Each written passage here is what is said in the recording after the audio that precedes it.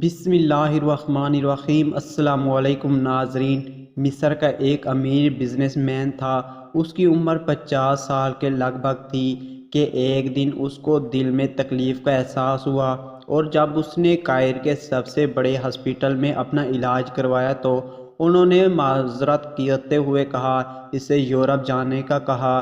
Europe میں تمام test مکمل کرنے کے بعد وہاں کے ڈاکٹروں نے اسے بتایا کہ تم صرف چند دنوں کے مہمان ہو، کیونکہ تمہارا دل کام کرنا چھوڑ چکا ہے۔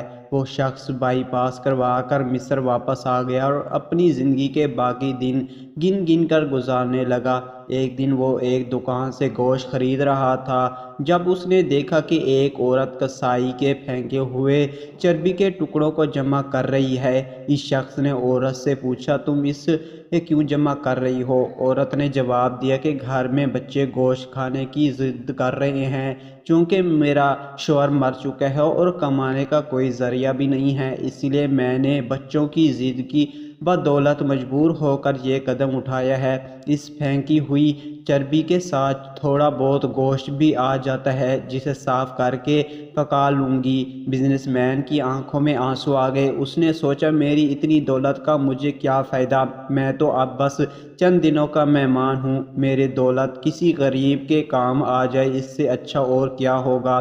اس نے اسی وقت اس عورت کو کافی سارا گوشت خرید کر دیا اور کسائی سے کہا کہ اس عورت کو پہچان لو، یہ جب بھی آئے اور جتنا بھی گوشت مانگے اسے دے دینا اور پیسے مجھ سے لے لینا۔ اس واقعے کے بعد وہ شخص اپنے روز مرہ کے معمولات میں مصروف ہو گیا۔ کچھ دن اس دل میں کسی تکلیف کا احساس نہ ہوا تو اس نے قاہرہ میں موجود لیبارٹری میں دوبارہ ٹیسٹ کروائے۔ ڈاکٹروں نے بتایا کہ رپورٹ کے مطابق آپ کے دل میں کوئی مسئلہ نہیں ہے، لیکن تسلی کے لیے آپ دوبارہ یورپ میں چیک اپ کروائیں۔ وہ شخص دوبارہ یورپ گیا اور وہاں ٹیسٹ کروائے۔ رپورٹس کے مطابق اس کے دل میں کوئی خرابی سارے سے نہیں تھی۔ ڈاکٹر حیران رہ گئے اور اس سے پوچھا کہ آپ نے ایسا کیا کھایا کہ آپ کی بیماری جڑ سے ختم ہو گئی؟ اسے وہ گوشت والی بیوہ یاد آئی۔ اس نے مسکرا کر کہا، علاج وہاں سے ہوا جس پر تم یقین نہیں رکھتے۔ بے شک میرے نبی پاک صلی اللہ علیہ وآلہ وسلم نے سچ کہا ہے کہ صدقہ ہر بلا کو ٹال دیتا ہے۔